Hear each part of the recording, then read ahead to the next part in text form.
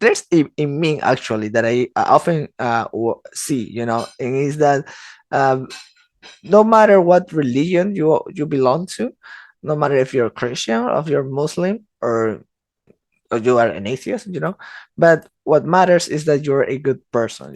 It's not important if God exists, but like our purpose to be here is just to be a good person. It sounds more open mind, it sounds more like tolerant, so what would you say to this idea?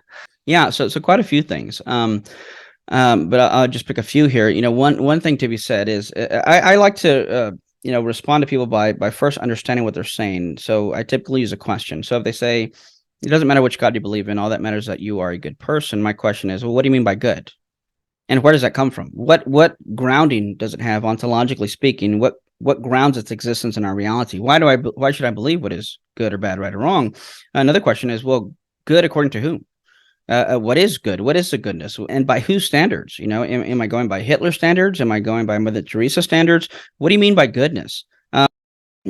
Because what they're essentially implying, and this goes into the argument for morality, they're essentially implying that God's existence is irrelevant to the nature of morality. However, the existence of morality is one of the key arguments for the existence of God. Essentially, that if God does not exist, there is no objective morality. I did a debate with atheist Robert Stanley on whether or not God is necessary for morality, and I would encourage the viewers to go check out that debate. One of my favorite debates, I'd say. But essentially, the idea is, well, you can be good even if there is no God or without God. Now, I want to clarify, though, something here, because the point to the moral argument, again, essentially, if God does not exist, there are no objective moral values and duties.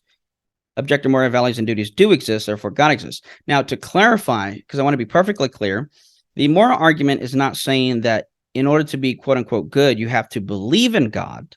The argument is that without God, there is no objective moral good or bad, right or wrong to begin with.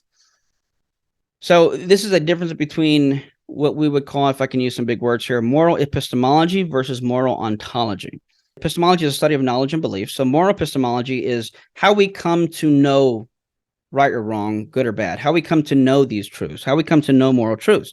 Moral ontology deals with the nature of existence of things itself. And moral ontology deals with whether or not objective morality exists in the first place. So to make the distinction, suppose someone said, well, I don't need to believe in authors to be able to read a book, right? Now, again, note the distinction. I don't need to believe in authors, epistemology, in order to read the book that exists. This is ontology. Well, I say, sure, of course you don't, right? Yes and amen. I can read a book without believing in authors, but here's the irony.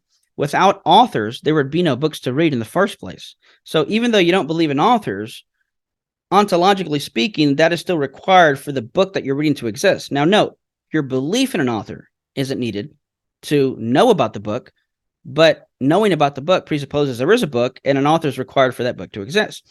If I can switch analogies, it's kind of like saying, well, no, I don't believe in God. And according to the moral argument, if there's no God, there's no morality. But if someone says, well, I don't believe in God and there is no God, but I can still be a good person, it's like saying, hey, can I have a slice of bread? And I say, oh, I'm sorry, we're all out of bread. And they say, oh, okay, well, that's fine. I'll just take a slice of toast instead.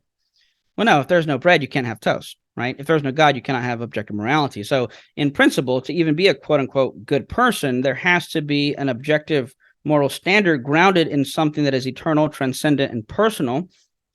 Again, not without going into all the details of the argument there, because the features of morality encompass things that are personal. For example, love, loyalty, kindness, these are all virtues about morality, but these virtues are intrinsic to persons, not objects. Rocks and tables cannot be good or virtuous.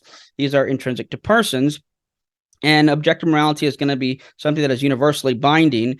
And so, again, when you look at the features of morality, we can logically deduce that whatever grounds its existence would have to be eternal, transcendent, personal, morally perfect, and so on and so forth. And eventually, this concludes all these attributes leads to God.